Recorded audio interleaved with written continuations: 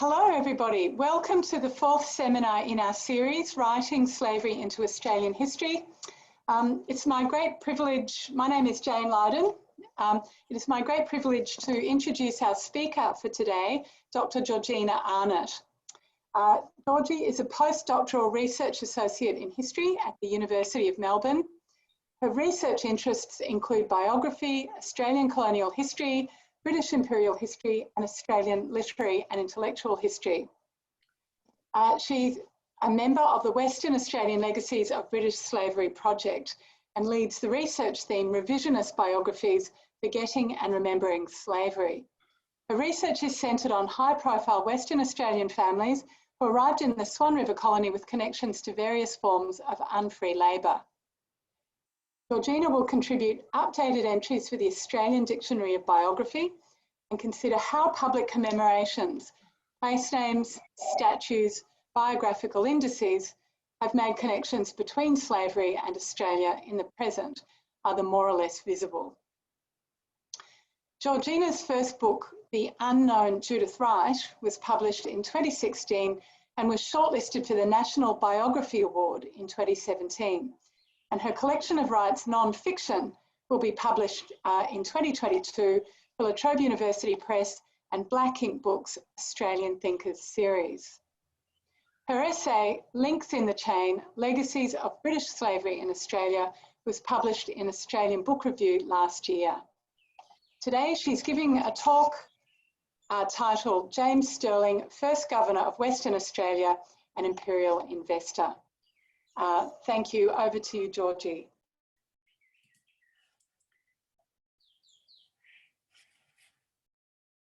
Thank you. Oh, thank you very much, Jane. And I'll just try and share my screen here. Please bear with me.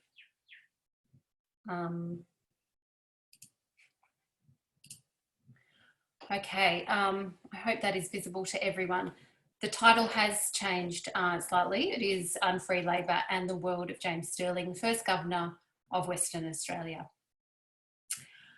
I'm speaking to you from my home, which sits on the land of the Yalukit William river dwellers, to whom I pay my respects. Concluding his history of the Yalukit William, Ian D. Clarke writes, it was the brutality of European settlers that caused such devastating consequences. I hope this paper can contribute to this vital history work. Since this paper represents work in progress and has taken me into new areas, I really do welcome your thoughts. And I would just like to acknowledge the work that members of the Western Australian Legacies of British Slavery team have undertaken on James Stirling already, which has boosted my own, in particular Jane Lydon, Aoife Nugent and Jeremy Martins. Jane, Aoife and Pamela Stadham-Drew have generously helped bridge the COVID Melbourne-Perth divide by sending me archival material.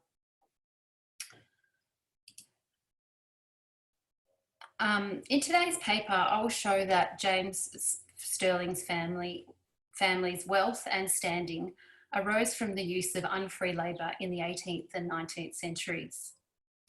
As the British abolitionist movement strengthened in the 1820s, James Stirling pitched his proposal to colonise the west coast of Australia to a wary colonial office, conjuring the settlement built on European free labour.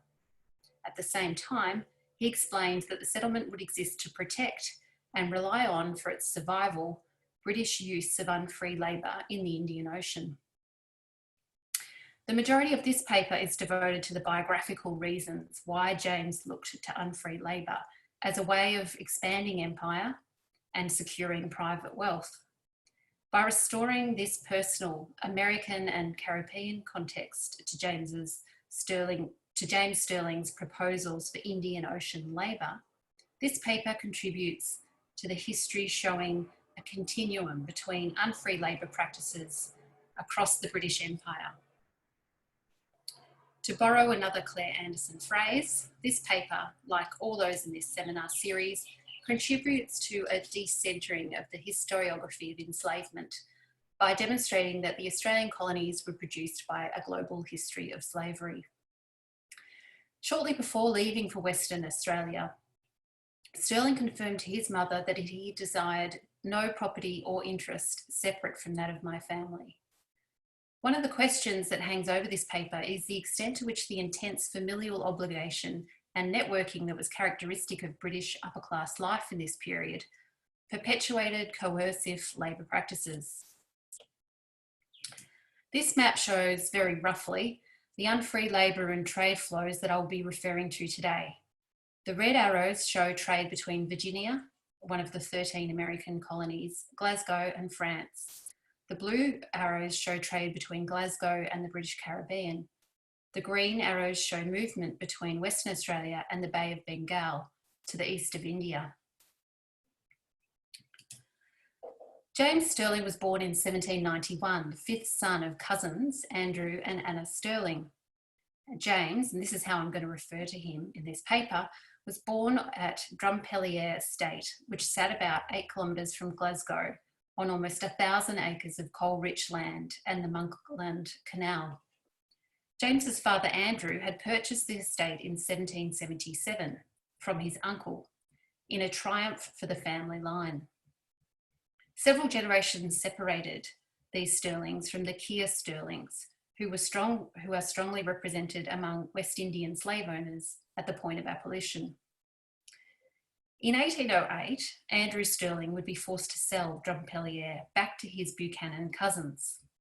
This cycle of boom and bust would be a theme down the generations and helps explain James's actions in Western Australia.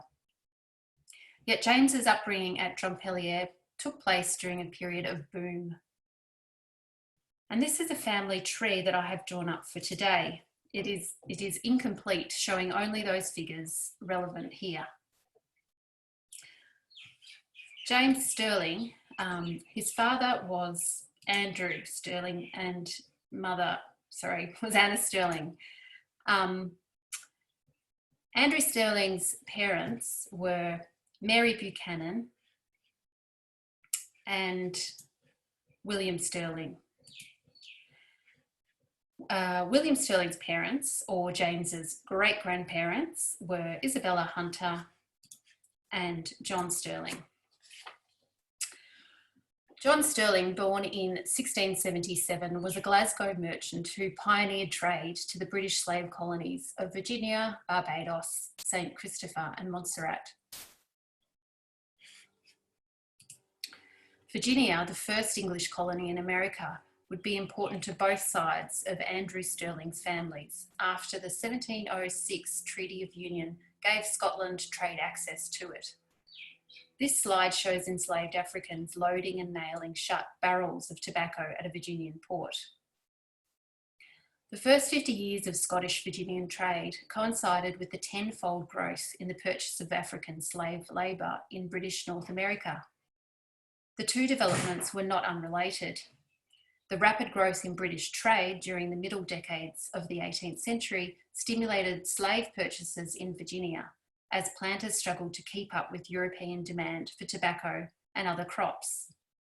Scots would prove prominent in the trade in enslaved people and the goods they produced, both in America and the Caribbean. It is important to note here that chattel slavery in Virginia followed a period of around 30 years when African labour was indentured. The enslavement of Africans in Virginia and a subsequent race labour nexus was only codified in the 1660s after a statute made enslavement hereditary based on a mother's status. The abolition of slavery in British colonies 200 years later would prompt a return to indentured slavery, where this race labour nexus would prove crucial. It was John Stirling's son, William Stirling, and his wife, Mary Buchanan's father, Andrew Stirling,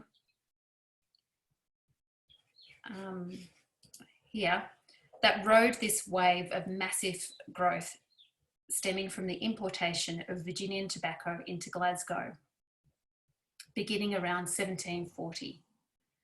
By 1772, Glasgow was receiving more than half of all British imports of American tobacco, almost all of which was exported to France in particular. The wealth this brought Glasgow was concentrated among an elite group, T.M. Devine estimates that between 1740 and 1790, only 163 merchant businesses in the city were directly and regularly involved. Large-scale tobacco importation demanded capital-rich syndicates, and so, like most areas of colonial trade, was dependent on personal relationships developed over several years.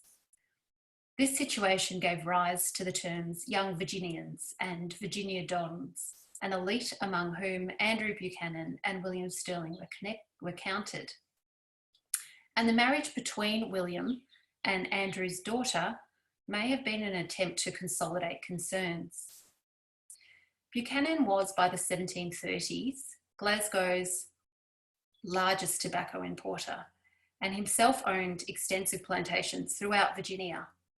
Profits from this trade enabled Buchanan to purchase Drumpellier Estate in 1735. In the years before Buchanan became Provost of Glasgow in 1740, he bought several strips of land on the city's western boundary, naming the streets Virginia and Buchanan. On Virginia Street, Buchanan built Virginia Mansion, and these street names remain today, as you can see, or maybe partially see in my highlights there. Other major tobacco merchants whom streets were named after include Cunningham, Ritchie, Spears, and Dunlop. These families constituted James's extended family network.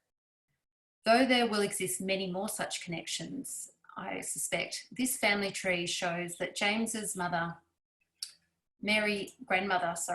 Buchanan, was cousin to another Mary Buchanan, and who married Alexander Spears,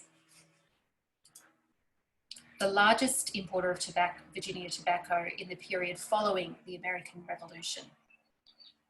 2 generations down, James's cousin William Stirling married Margaret Ritchie, the daughter of another major tobacco lord in James Ritchie. And I'd just like to mention here, Margaret Ritchie and William Stirling's son, one of their sons, James Stirling. This James Stirling was the one who wrote Letters from the Slave States, not the James Stirling I'm talking about today. That marriage between Margaret Ritchie and James's cousin William Stirling suggests that an unidentified William Stirling in this Legacies of British Slavery database was in fact James's cousin, as this would have made him a joint trustee with his brother-in-law. In the final decades of the 18th century, as the importation of West Indian sugar boomed on the Clyde, Andrew Buchanan diversified his interests and entered a partnership to form the King Street Sugar House and, with William Cunningham, the Port Glasgow Sugar House. Meanwhile, William Stirling James's grandfather established the first large-scale textile bleaching and printing works in the Glasgow area under William Stirling's and Sons. In 1770, he moved his printing works from Dalsham on the Kelvin to the secluded valley of Leven to secure low wages brought about by the scarcity of work. Raw cotton came from India via London, but this probably shifted with the growth in West Indian cotton imports and the introduction of British tariffs on Indian cotton at the start of the 19th century, which sent Indian imports nosediving by 2/3 in a decade. The end product of this bleaching and printing process was likely traded for Virginian tobacco. As for all young Virginians, William's importation of Virginian tobacco was severely impacted by the American Revolution, but his business likely resumed in the late 18th century. One Glasgow history has it that by the time of William Stirling's death in 1777, he had left his successors a fine fortune. Andrew Stirling, James's father, was one of 3 successors. By around 1820, William Stirling and Sons capital had financed the completion of the family-owned Monkland Canal, and Glasgow was consuming 500,000 tonnes of coal a year, almost all of it subject to the high tolls on the Monkland Canal. Andrew Stirling's energies, however, were directed towards his London merchant house. It appears to have been trading Scottish-made goods with those produced in the West Indian slave colonies. In 1799, business was rocked with a sudden fall in produce prices, when a sudden fall in produce prices prevented West Indian partners from paying Andrew £95,000, more than £4.2 million in today's money. A foreboding letter from 1789 shows James's mother anticipating the arrival of their Jamaican partners. A decade later, Andrew remarked to his son William, "You know how much I have lost by Cross & Co., another West Indian merchant and sugar proprietor." With this bankruptcy, the financial responsibility for James's sisters, mother and father now fell on brothers John, William and Walter, who quickly established a new London merchant house. James too would need to make money. To that end, he was entered into the Royal Navy at the age of 10 under the keen patronage of his uncle Vice Admiral Charles Stirling, and experienced rapid promotion. The Napoleonic Wars were the background to James's naval education.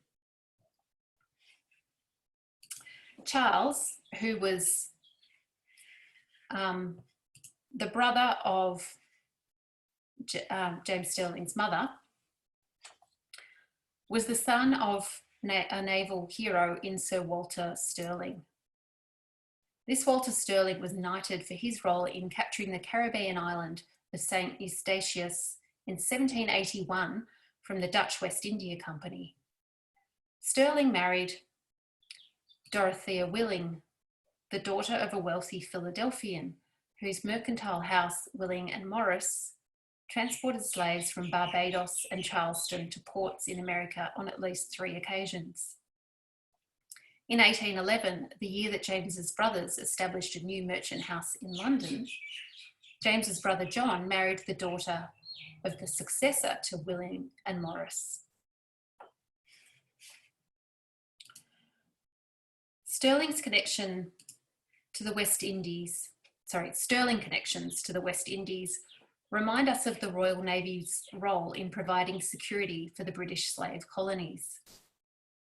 In 1803, Uncle Charles Stirling was appointed Resident Commissioner at Jamaica, and in 1811 made Commander-Chief of the Jamaica Station. These periods overlapped with periods in which James was based in Jamaica and meant that he was offered extra opportunities. This picturesque view of ships docked at the Royal Navy Jamaica Station belies the brutal, hard-driving slave system which white Jamaicans had perfected by the final decades of the 18th century. In the years leading up to 1807, writes Trevor Bernard, white Jamaicans replaced large and continued declines in the enslaved labour force from death with additions from the Atlantic slave trade. In her biography of James Stirling, Pamela Staton Drew observes that his family's naval background functioned to engender excitement around violence. Charles would tell his favourite nephew James spirited stories of battles. This desire for violent conflict, or action as James would refer to it, is captured in several letters to family members. Such letters take on a chilling hue in light of Stirling's direction of the 1834 Pinjarra massacre and his use of extrajudicial violence in the Avon Valley, as explained by Jeremy Martins last week.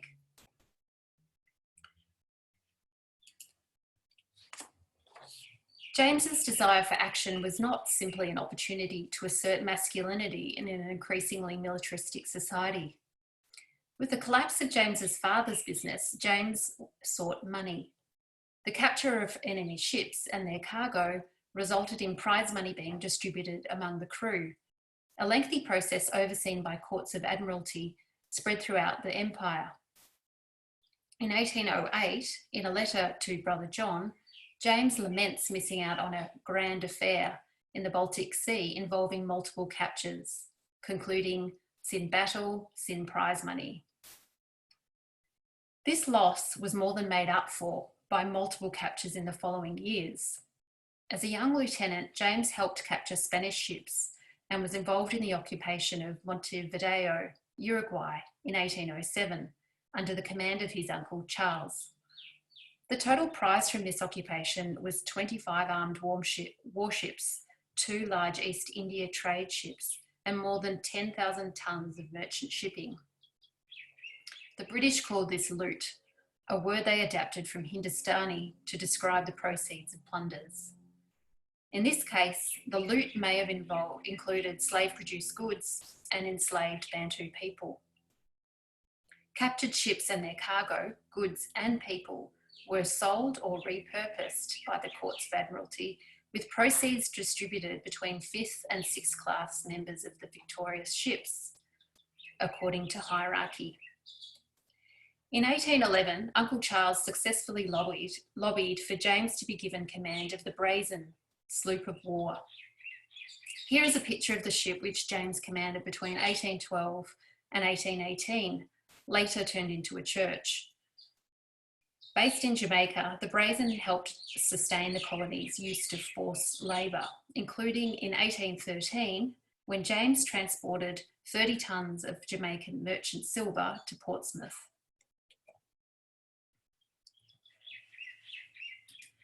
James's first mission of war was to help, as a captain, build a shipping blockade in the Gulf of Mexico, which was prompted by the outbreak of war between Britain and the United States in 1812. Within days of arriving, James captured the Beaver, an American brig transporting sugar and coffee from Havana to New Orleans, to be sold up the Mississippi River to southern planters. James took the Beaver to Jamaica to instigate prize proceedings, and as the captain of the ship received around £12,000 in today's money. It seems possible some of the ships that James went on to capture in the Gulf of Mexico, including the Warren, the Southampton, the Daphne, and the Maria, held enslaved people, and almost certainly slave-produced goods, but I have not yet determined this. New Orleans, a major trading port for the slave trade, was in this very year experiencing a surge in the intra-American slave trade after the 1808 abolition of the international slave trade by the United States. Evidence suggests that James captured at least one slave ship in 1816 and received a prize for it. This time captaining the Ferret, several newspapers tell how Captain James Stirling engaged in a 4-hour battle with a Spanish ship carrying a cargo of slaves. After the death of 5 men, the Ferret successfully captured the slave ship and took it to Sierra Leone, where the Court of Admiralty determined its prize. Despite this promising image of reunions at Sierra Leone among the liberated, those James took there were likely forced into indentured servitude or the British Army for a period of 14 years. As Emma Christopher's Freedom in White and Black shows, the liberated at Sierra Leone faced uncertain and bleak futures. Indeed, the lives of those rescued from slave ships resembled, writes Claire Anderson, those of enslavement and apprenticeship more than they did freedom. James continued to engage in lengthy battles in his final years captaining the Brazen, at least one of which gifted him almost £20,000 in today's money. The total value of James's prize pool is not clear, but after only 2 years as a captain of the Brazen, he told his mother he was worth £3,000, or more than £140,000 in today's money. This was before the capture of several more ships, including the Spanish vessel with its valuable cargo of enslaved people. This money gave James significant standing in the family at the age of 22 and allowed him to give his mother an allowance. The rest of his money James gave to his brother John. John, by this time, was a partner in the family business with brothers William and Walter. That James was giving John the money to invest in his family's business is implied in a letter he wrote to his mother at this time, when he explained his desire to have no property or interest separate from that of my family.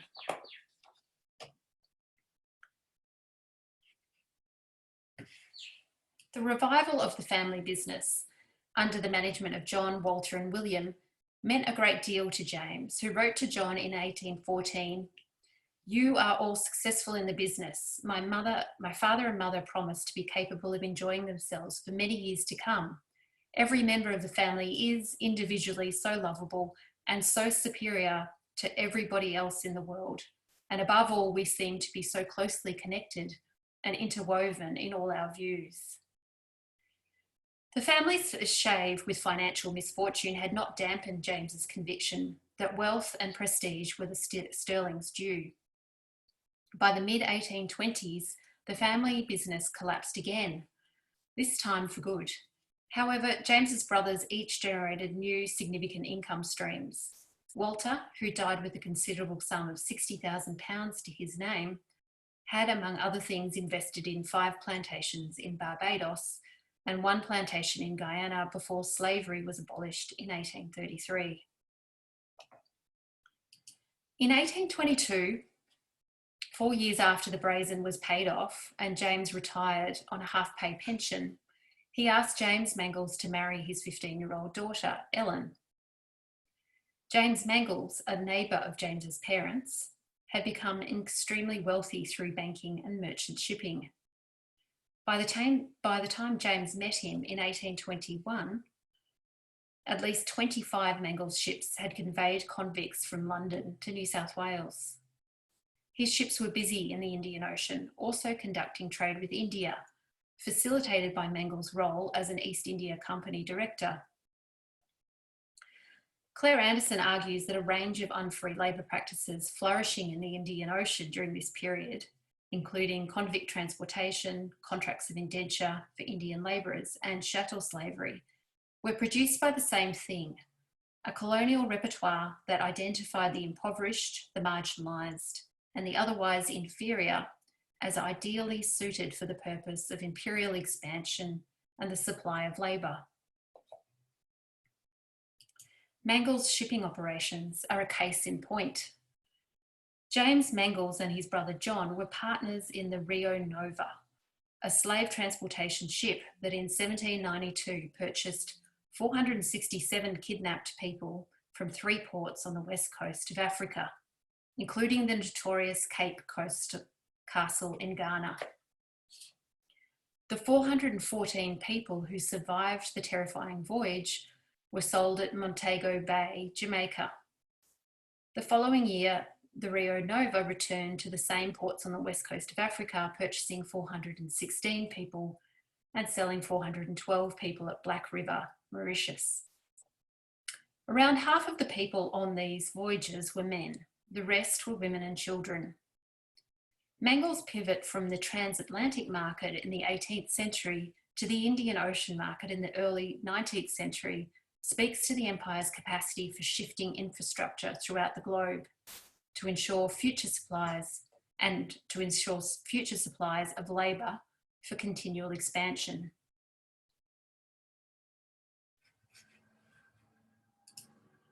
Why and how James Stirling came up with the plan to establish a settlement on the southwest coast of Australia, despite never having been there, is the subject of much speculation. Within 2 years of marrying Ellen Mangles, he was given the highly sought-after commission to relocate Britain's Melville Island post in northwest Australia.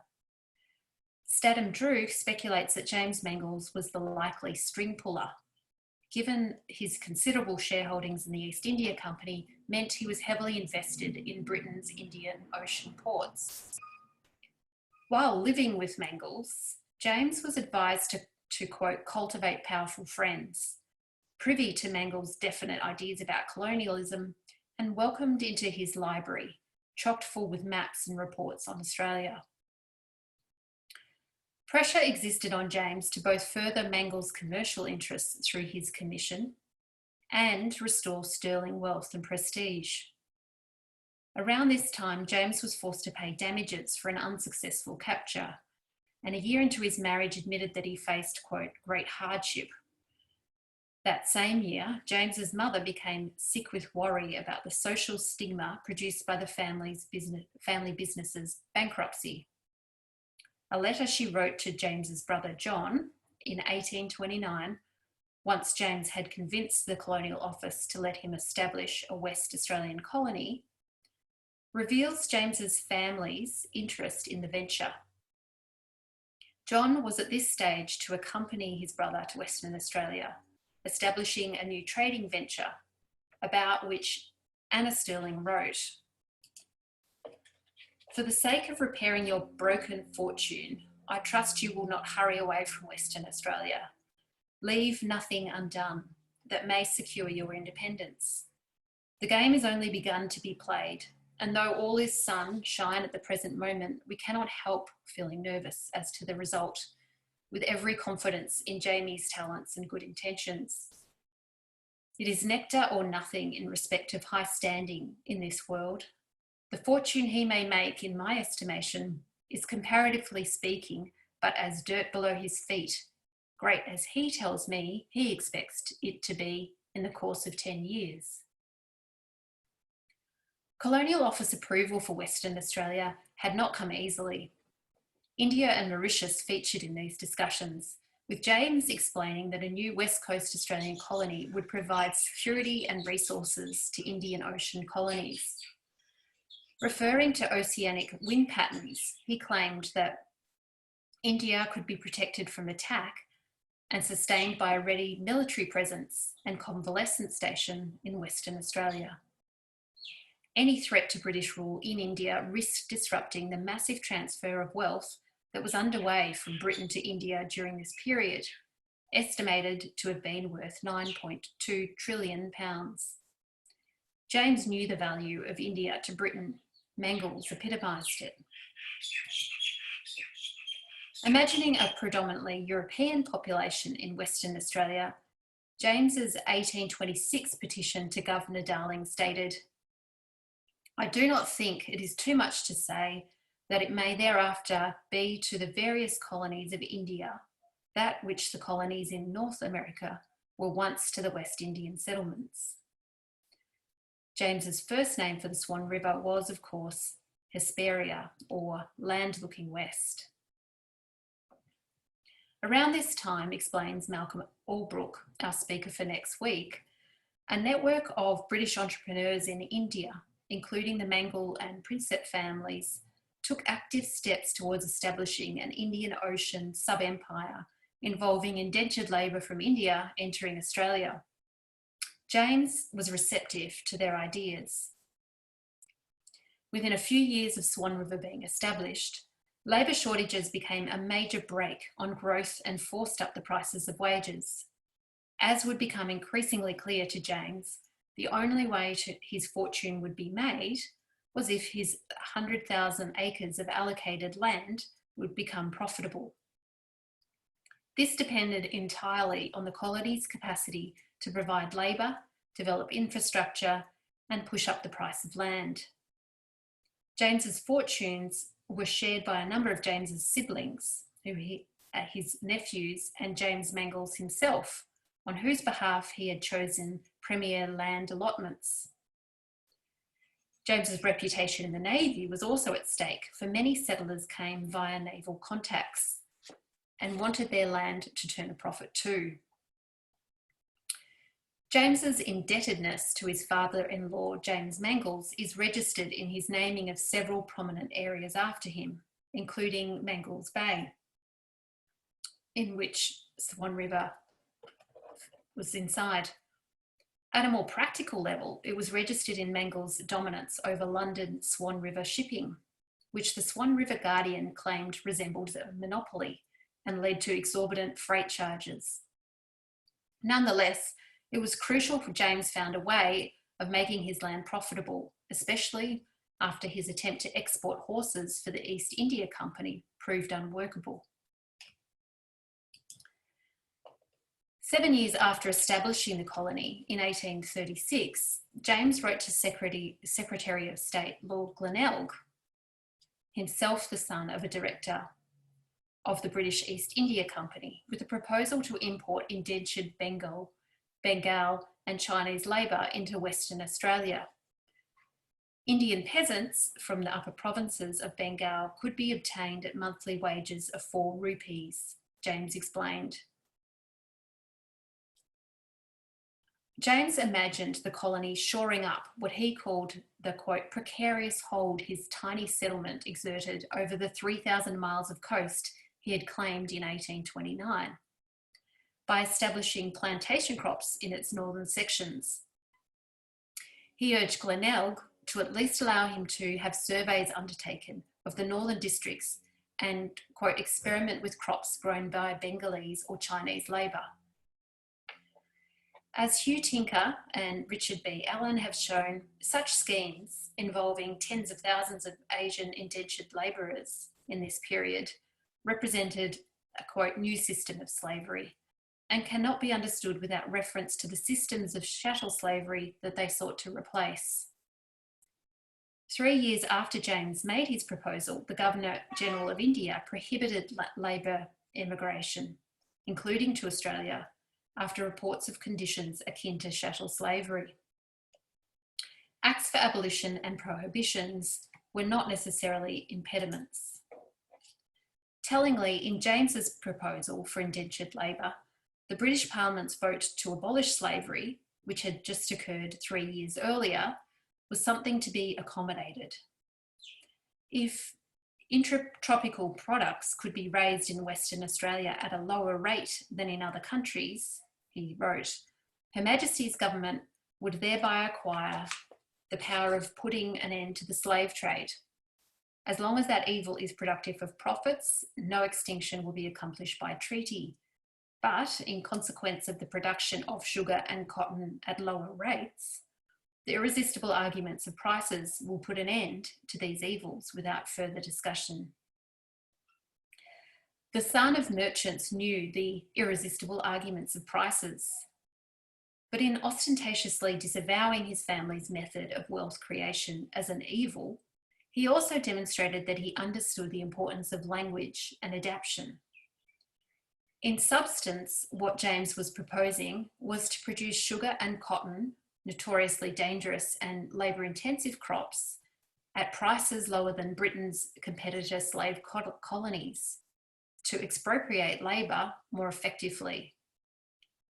In language, what James was proposing was to help Her Majesty's government abolish slavery. It was private investors and settlers that took up James's idea of importing indentured labour from the Bay of Bengal and China rather than the Colonial Office. Some had already begun. J.S. Batty describes an 1833 attempt to establish an Anglo-Indian settlement at King George's Sound, which included the importation of a small number of Indian and Chinese labourers. This may have been organised by Mangel's Calcutta-based firm, which Malcolm Uren explains established the first scheme for the settlement of Anglo-Indians in Western Australia. From 1836, a small number of Indian workers also arrived with Albany settlers. But it was Australind, the private settlement of 100,000 acres of land south of Perth, south of the Swan River, by private investment firm, the Western Australian Company, that attempted to introduce indentured labour from India on scale. In their appeal to investors, WAC spokesman Henry Chapman introduced James Stirling's idea to import what he called free labour from Hindustan or the neighbouring islands of the Malay archipelago for the cultivation of labour-intensive plantation crops such as cotton, rice and tobacco. James had an incentive for helping the venture. The WAC would be purchasing its land from him at a point in time when he was again desperately trying to raise funds. And among the WAC directors was Mangel's brother-in-law. And just to finish, conversations on the subject of legacies of British slavery in Australia often settle on the question of whether slave owners from America and the Caribbean came to Australia and sought to instill similar practices, or used slavery profits to buy land and build houses. These stories exist, as Emma Christopher showed us 2 weeks ago, but they are dwarfed in number by the stories of men and women like James Stirling, which reveal much more complicated, albeit deep and far-reaching engagements with unfree labour. These stories take us into a geographically expansive history, involving shifting forms of labour expropriation in the quest to expand empire, maintain competitive advantage, and bolster private wealth. Ultimately, they make more meaning out of what happened next when Stirling arrived on Noongar land in 1829. Thank you. And I'll just stop sharing and hope, oh, there's Jane.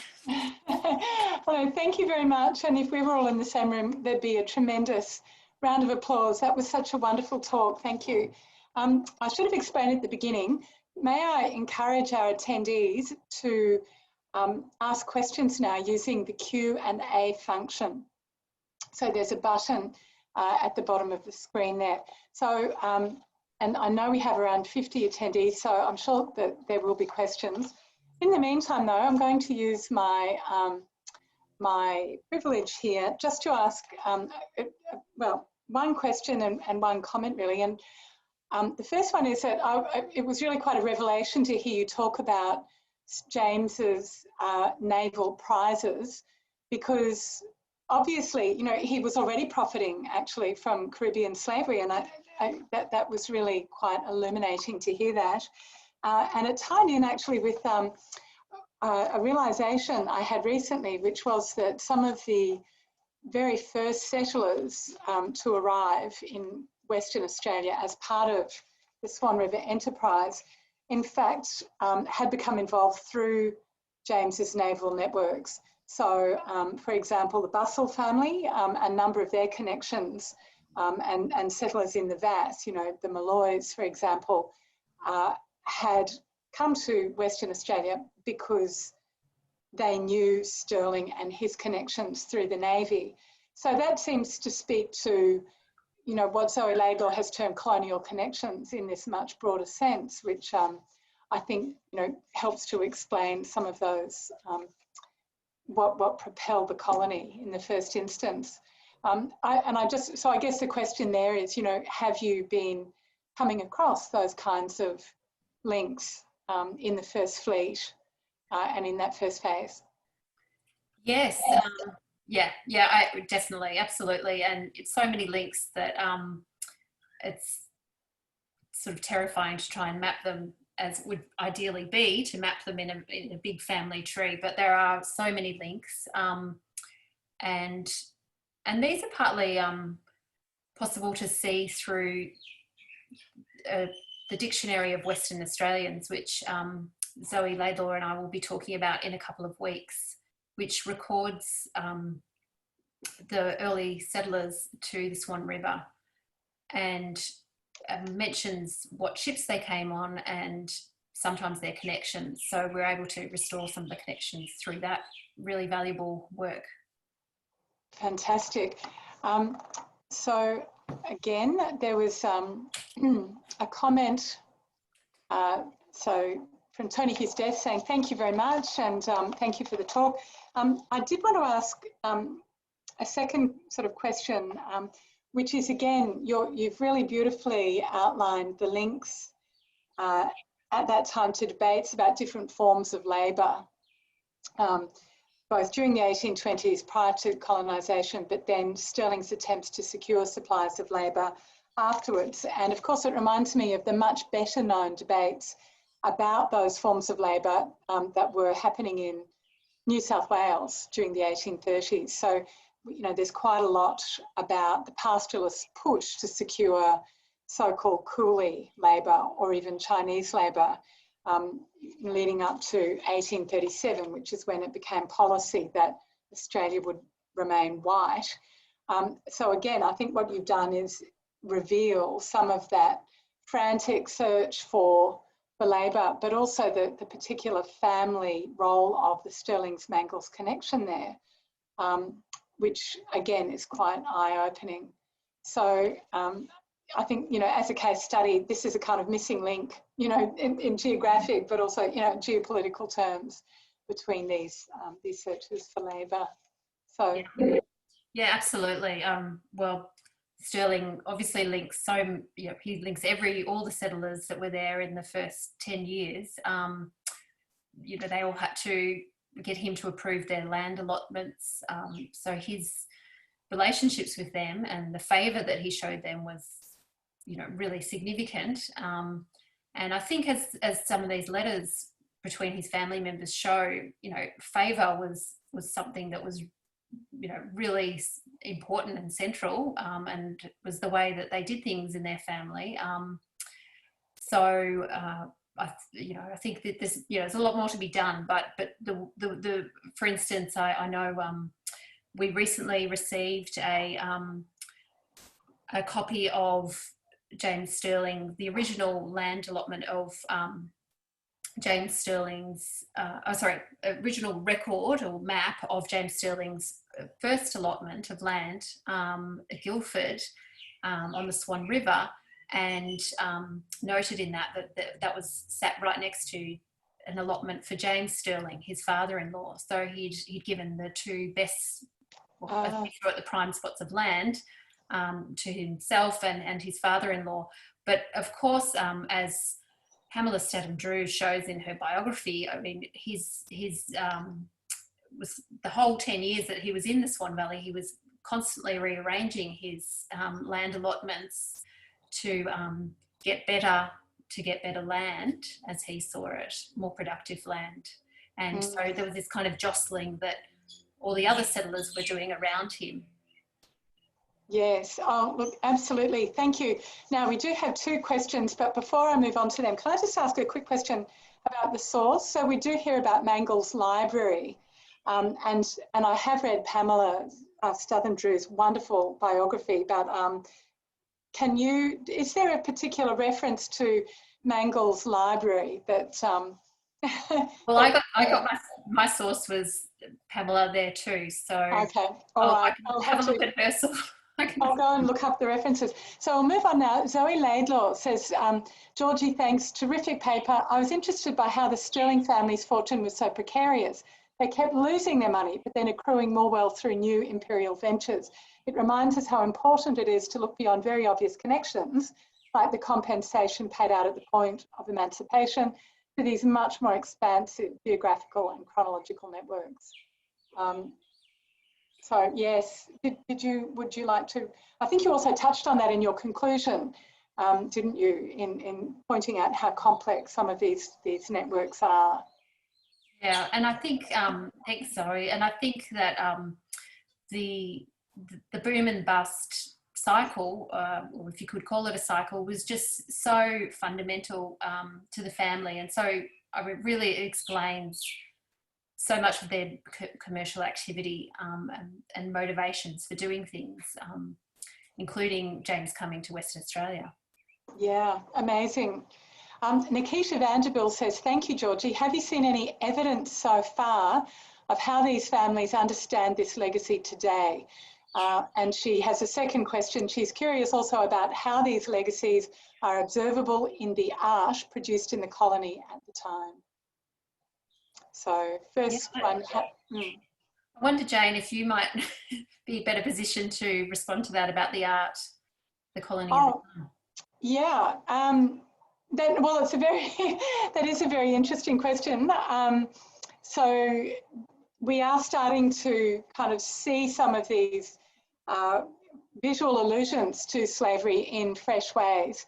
So, for example, one of the beneficiaries who came to Western Australia was George Randall Phillips, and he ended up as the local magistrate in Albany. And at the time that he was in residence, we have a very interesting kind of cartoon or caricature showing the practice of jumping the broom, which is associated actually with the South American slave states, but a practice that that enslaved people then appropriated and took up and revitalised during the 1970s. So, but there's a question about where this came from and what the link is to Phillips, even though there does actually, following consultation and a bit of research, there does seem to be a link there. Then, of course, there are ways that Indigenous Western Australians are framed visually in terms of this older language of anti-slavery discourse. So there is a lot more to say about that. But I don't want to take up Georgie's time. Georgie, did you want to respond to that question about how families understand the legacy today? And then there are a couple more questions. So. Yeah, I don't know. I'm not familiar with that. Maybe I will become familiar soon after this presentation. And actually, I did just have an email from a colleague last night who told me that she has a brother-in-law who's a descendant of Stirling. So he will be watching this and respond. So maybe I can get back to Nikita with that. Fantastic. I think it's a great question because, you know, obviously there are so many resonances in the present that we're beginning to explore. Charlotte MacDonald says, thanks, Georgie. I was struck by the mother's injunction to her son to do well and encourage the esprit of the family. What does this suggest about filial piety of raw ambition, capital accumulation as proof of Christian virtue or not? It is the overlap of wealth and virtue or family ethos. Any comment? Well, I would agree with that, and it really is striking, those letters. There's others I could have quoted from Anna Stirling. I mean, she was the sort of engine of the family, and she was very clear that her sons needed to make money and do whatever they needed to make money. So she herself, she was the daughter of Sir Walter Stirling, who'd been a naval hero, and just very concerned with status and maintaining that prestige in the family. It's amazing. It really, those letters and James's own kind of professions of love and loyalty are really quite remarkable in that context. Okay, just moving up. Stephanie Tarbin says, thank you. More of a comment on James's family tree. The number of his siblings and siblings in his father's generation seems astonishing. I thought that too. Some extraordinary reproductive labour in the family. That would be Anna again. Yeah. Potential wealth of connections. Can the marriages of James's sisters and aunts be explored systematically as a way to elucidate this dense web of connections? Excellent question from Stephanie. Yeah, I mean, absolutely. And everywhere you look, I mean, every connection, you know, every family member that I have looked into, or a sibling at least, does have an interesting story to tell in relation to this broader question of unfree labour. They're almost all linked to East India Company activities or merchant trade. And I guess, as was typical of families at that time, they stayed within their commerce, their one area. And the Stirling family's commerce was colonial merchant activity and naval activity. So those fields dominated the occupations of James's brothers-in-law and brothers. I mean, I would have mentioned a few other cases if I'd had more time, but rest assured there's plenty of connections there and more that need to be explored. Absolutely. Wonderful. Well, thank you for that. Now, is that another question? Yes, Rob Smith. A lot of Navy officers were put on half pay after the Napoleonic Wars as it demobbed, so from 1815. I'm sure that would have made people keen to take part in a brother officers' colonial scheme. Yes, yeah, as in the settlers, I guess. Yeah. Referring to there, absolutely, because, and so many naval and other types of military figures from the East India Company were the first settlers to the Swan River. I mean, a really remarkable number. were soldiers, and it was partly because they were given land allotments in lieu of some of their pension as well. Right, yes. Yeah. Yes, okay. So we just have a couple of people thanking you, and we only have a few minutes left. I might just take the opportunity to remind people that we will be putting the link to the recording up on our website as well. And next week we'll be hearing from Malcolm Albrook, who will be talking about Northwestern Western Australia and the aftermath of abolition. So some of the themes that, Georgie, you've raised today, I think Malcolm will also touch on, you know, and drawing on his research into the Prinsep family in particular. So we'll just wait and see. Yes, there does seem to be one question here, an anonymous attendee. Thank you. I was interested in your link between violence or massacres and seagoing battles.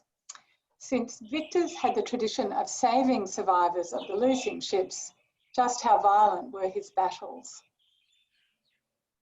Well, that's a good, fair point. I think, I mean, in cases like James's capture of the Spanish slave ship, we know that 5 people died in that battle. So there's certainly always a risk of violence, and certainly, yes, less direct than the kind of frontier violence that Stirling was then engaged in afterwards. But nonetheless, it's really noticeable how romanticised violence is in the letters between family members, and particularly through that relationship of Charles Stirling and James Stirling, his nephew. Yeah. So, and I think I mean, again, Pamela Stedham-Drew really explains this well, that the family stories of naval battles down the generations were really foundational for James. Thank you. And of course, we know that more recent work around massacres and frontier violence in Australia has started to show that sometimes the participants had in fact learned about violence and action through military confrontations, you know, in wars overseas, for example. And certainly, I always, you know, the popular accounts of the British Navy always foreground violence and those sorts of clashes. As a lifelong fan of Hornblower and Captain Jack Aubrey and, you know, those sorts of stories, I certainly don't think that it was, we should minimise it too much. But I think we are actually out of time.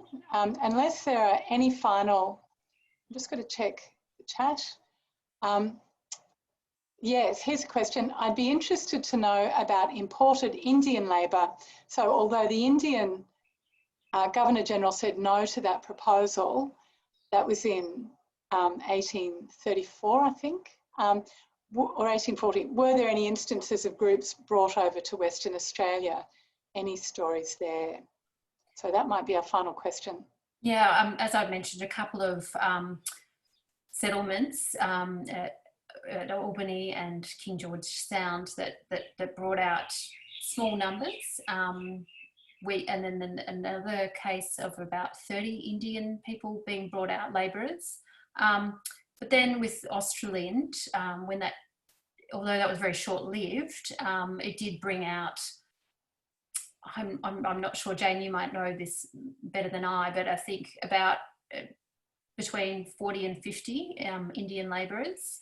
Yes, I think that's right. And I should know because Aoife Nugent gave her doctoral presentations yesterday and she did touch on this as well. But that's right. And so-called lascars and coolies, you know, in the terminology of the day. That's absolutely right. Okay.